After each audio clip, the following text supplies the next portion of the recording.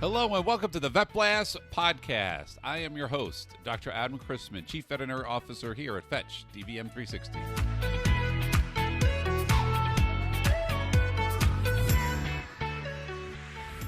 Hey everybody, welcome back to the Vet Blast podcast. I'm your host, Dr. Adam Christman here at DVM360. And with me today is Emily Stein. She is a microbiologist, you guys. So we need a lot of them in this world. I'm sure she's staying super busy now more so than ever. Thank you so much for joining us. Pleasure to be here. Yes. So, there's one thing that's a really hot topic the past couple of years, and that is the microbiome. So do you mind just sharing us a little bit about what that actually is, the microbiome? Sure. So the microbiome is the entire microbial world that inhabits you or a pet. That includes fungus, bacteria, viruses, and small eukaryotic microbes as well.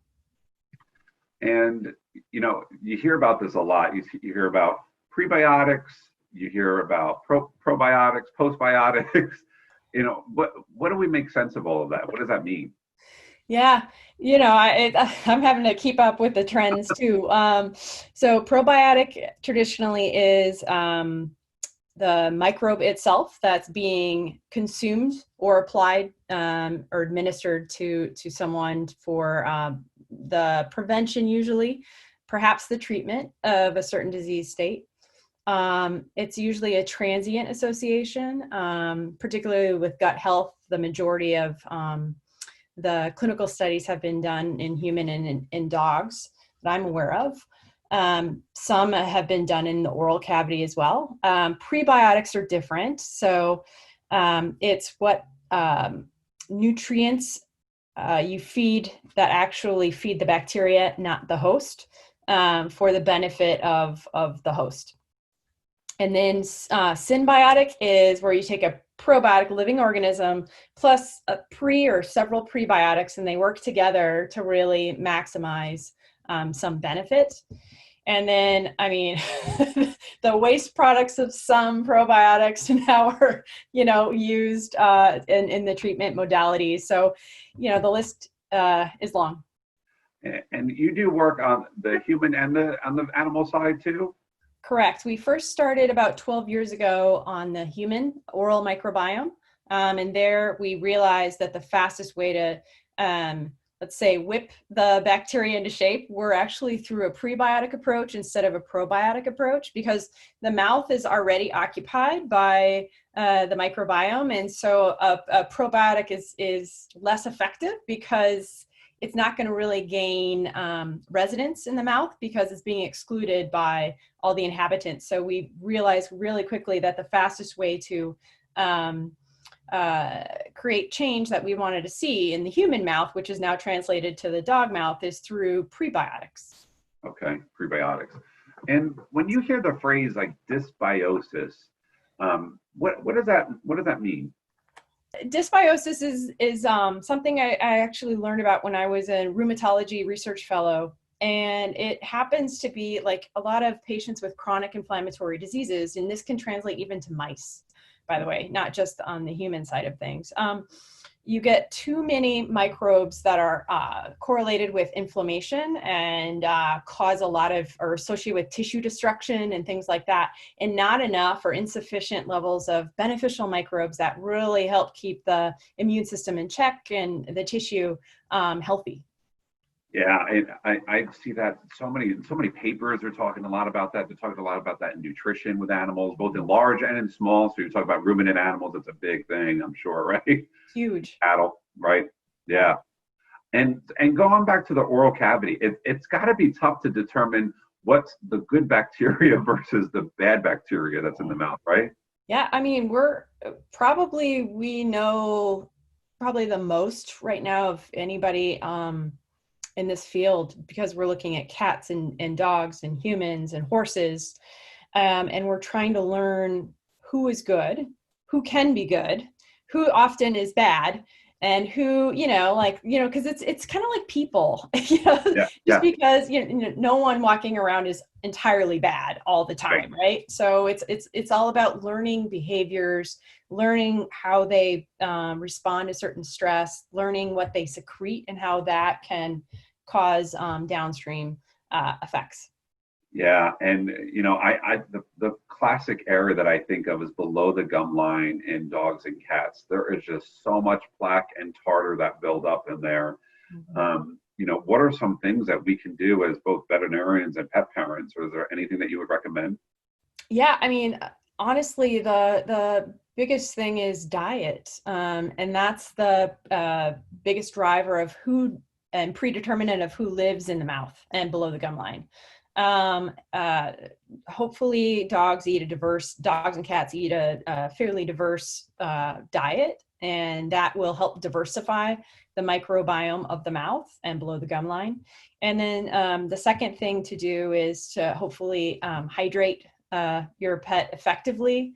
I know a lot of some breeds have, especially on a raw diet, don't drink much water, but the water really does a great job of flushing out the harmful waste products that the bacteria secrete. And then the last thing is, there's mechanical means of removal above the surface, like chews and things like that, but it's really below the gum line where the disease persists. And so the annual tooth cleaning is a key feature. Someone's at the door. Sorry, my dog is barking. It's a big deal to really, remove the burden, but the microbes keep on coming back and repopulate within about 4 weeks. So that's a transient benefit that can be imparted on the dog or the cat, but really something that can be done on a daily basis to really limit the organic acids and the things that cause inflammation and deterioration of the periodontal ligament is really what we're trying to work on. And so our prebiotics are cool because they can actually dissolve in water, and they go all the way down below the gum line where those bacteria are feeding and eating them. And so that's what our approach has been. Yeah, I think it's fascinating. And so it's called TEEF, T-E-E-F. Yep. And it has this great formula called, am I saying this right? Protekin 42? Protekin 42, yeah. We named it because of the 42 teeth that we want dogs to have throughout their lifetime. So it's known in the human world that every single tooth that gets extracted, lifespan is lost, about 1 to 1.5 years of lifespan. And that's actually translated itself to dogs as well, and cats as well. Wow, that's incredible. Yeah, so our goal is to keep teeth in the mouths of animals and people. Yeah, and so tell me a little bit more about this product. What does it look like to those that may not know? Yeah, well, I got some in my glass right now. It's human grade. And, it's just a simple little kit that it's like a powder, and you add it to water, and can you see it? Yeah, I love the spoon. Oh yeah, the spoon is awesome. It's like 0.15 cc's, but that's all you need. I mean, there's no filler. It's just a teeny tiny little scoop of the powder in water, and it dissolves entirely. It does have dogs can smell the difference. We think it's the amino acid or the vitamin B6 that they detect, but a lot of reports of dogs drinking more water. Some dogs are like, whoa, this is a change. So you got to kind of ease them into the change, just like you're introducing a new food. But it's just 4 simple prebiotic ingredients. There's no fillers, there's no preservatives, because preservatives harm the growth of the bad, and we're trying to harm the growth of the good and the bad, and we're trying to really grow the good. So this is our single dose a day. Look at that. Yeah. I love it. And it's all in a fine powder form, and it's generally recognized as safe by the FDA for use in food. It has been tested for safety for over 40 years in both humans and animals. And the bonus is, just like you just did, they dissolve rapidly in water too, which is great.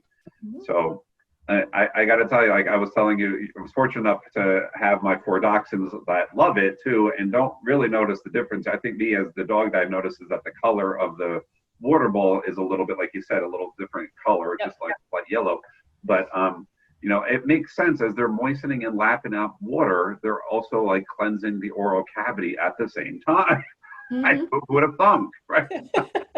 Yeah, and then with each bathing that their microbiome has, they're feeding off of the vitamin B6 and the amino acid L-arginine in there, and so that's what's facilitating the growth of the good. And then there's a fiber in here that is plant derived, actually made by soil bacteria, that tricks the harmful bacteria and yeast into thinking it's sugar, and it's not. So they're starved of sugar, which is great because that knocks out an entire disease-causing pathway. Wow, that's really neat. Yeah. I guess you must get asked this too. What about cats and puppies? Puppies, it's puppy safe. In fact, my pup was on it starting around 4 months old. And cats, it's cat safe as well. It's not optimized for the cat microbiome. We're actually working on a cat specific version right now as we speak. But we have reports of clients that are whose cats in a multi-animal home, whose cats are drinking the water. The cats actually like the water a lot, and they're noticing an improvement in breath. But we have no clinical data yet on plaque and tartar, and that's what we're gearing up to do with this work we're doing in cats. And there's sodium bicarbonate that's in there too, right? That neutralizes. There is, yeah. So we added it's less than 3% of a dog's recommended daily intake of sodium, but we found that by adding sodium bicarb, that actually immediately neutralizes all of the organic acids that the bacteria make. And it also has an added benefit of just whitening. It's a whitening agent. Yeah. So it'll make their teeth prettier, but it's really to neutralize the harmful acid. Yeah, and it's going to help with the breath. Sure. Does help with the breath. Yep. Yeah. So where can we find more information about you or teeth? Yeah, you can just go to teethhealth.com, or you can Google teeth. It's on. It's now being it's being carried in vet clinics. It's on Amazon and particularly on our website as well. I love that. When I think of, because I'm still a practicing veterinarian, and when I have done dentals, I always like to provide a dental home kit with them because, you clean up their teeth, but just like you said, just in a matter of a few weeks, of course, plaque and tartar can build up, and pet parents want to be proactive. They want to actively do something. Yeah. And this is a very simple tool, you guys, to those veterinarians that are listening, as well as the pet parents, a very simple way of being very proactive in helping minimizing the bacteria accumulation that can live on and below the gum line, as well as improve the quality of life for the animals, as well as the integrity of that periodontal ligament and teeth. I think I covered it all in one sentence. You covered it. That's brilliant. Yeah, I mean, brushing the teeth is great. It's a multimodal approach is what I tell everybody, Yeah. It's like, if you can brush the teeth, mom and dad, that's awesome. If you can give probiotics, even better. And then if we can continue to maintain it on physical exams coming in every 6 months to make sure that the teeth look good, because sometimes they're iffy. Some dogs are more predisposed to dental disease than others. So it's always good just to have that check. It really is. It's really important. And we found, and we made it as simple as possible. So this can be used in water. It can be used on a toothbrush.